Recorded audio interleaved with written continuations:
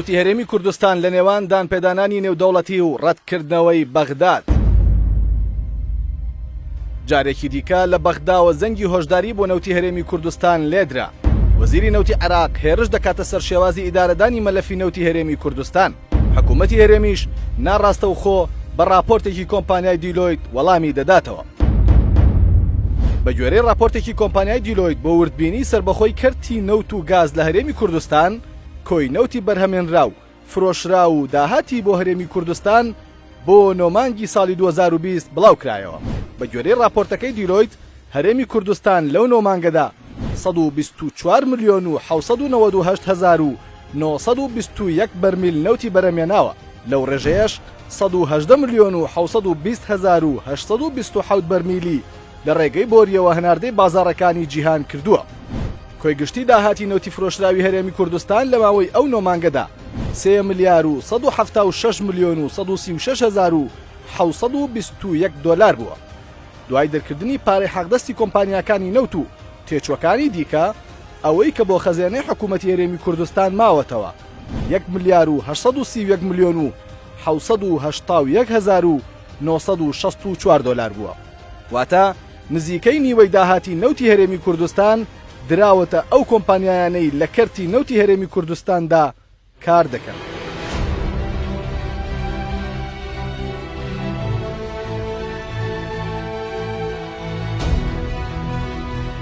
جارێکی دیکە حکوومەت لە زاری خۆیەوە دانی بەو گرفتە گەورەیە دانا کە لە گرێبەستەکانی حکوومەتی هەرێم بۆ هەناردەی نەوت لەگەڵ کۆمپانیاکان واژۆی کردووە. لەگەڵ ئەوەی حکوومەتی هەرێم دەیەوێت بۆ بەغدا و پاشان کۆمەڵگەی نێودەوڵەتیشی بسلمێنێت سێکتەری نەوتی هەرێم شەفافە و کۆمپانیای دیلۆیت سەرپەرشتی وردبینیکردنی دەکات، بەڵام هێشتا چەندین پرسی دیکە لە سێکتەری نەوتی هەرێم بەنهێنی ماوەتەوە. بەنمونە فرۆشتنی نەوت لە ڕێگەی تانکەرەوە. ئاخۆ بڕ و داهاتەکەی چەندە؟ ئەو نەوتەی بۆ بەگەرخستن لە نێوخۆی هەرێمی کوردستان دەفرۆشرێت بڕ و داهاتەکەی چەندە؟ کێ دەیفرۆشێت؟ لە هەمووشی گرنگتر ئەو پرسیارەیە کە کێ کڕیاری نەوتی هەرێمە لە ڕووی نێودەوڵەتیەوە.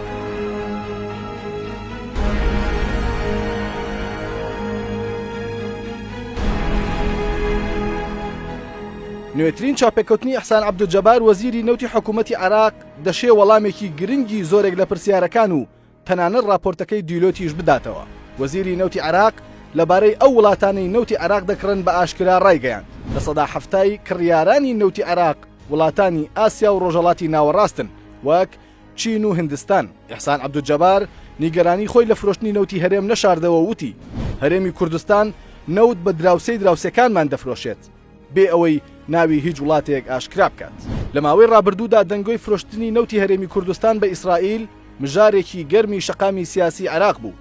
بەرپرسانی هەرێم هەرچەندە ئەو بابەتیان ڕەت کردەوە، بەڵام ڕەتکردنەوەکە بە بەڵگەی حاشا هەڵنەگر نەبوو، بەڵکو تەنیا لەسەر ئاستی لێدوانێکی ئاسایی بوو کە پێدەچێت مەبەستی وەزیرەکەی نەوتی عێراق لەوەی وتی دراوسەی دراوسەکانمان وڵاتی ئیسرائیل بوو بێت.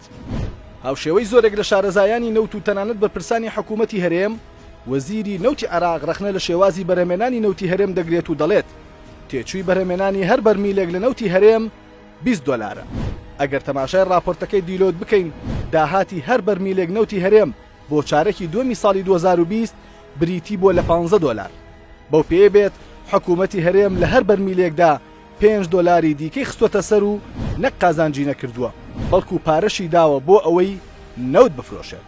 لە راپۆرتەکەی دیلۆیتدا خاڵێک کە جێگەی سەرنجە پێدانی بڕی نزیکەی 34 ملیۆن دۆلارە بەلایەنی سێیەم کە ڕوون نەکراوەتەوە ئەو لایەنە کێیە و لە بەرامبەر پێدانی ئەو پارەیەدا ئەرکەکەی لە کەرتی نەوتی هەرێم چی بووە.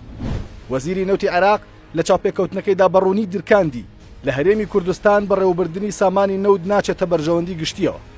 ئەوەش دەری دەخات هێشتا ئاسۆی نزیکبوونەوەی نێوان هەرێم و بەغداد لەبارەی نەوتەوە لەوە دوورترە کە بەرپرسانی هەرێم بانگەشەی بۆ دەکەن.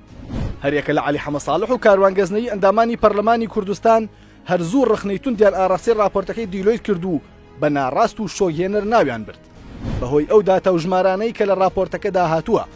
وردەکاریەکان ئاماژەن بوو ئەوەی کە حکوومەتی هەرێم هێندەی کاری بۆ کۆمپانیاکانی بواری نەوت کردووە، هێندە کاری بۆ داهاتی خۆی نەکردووە.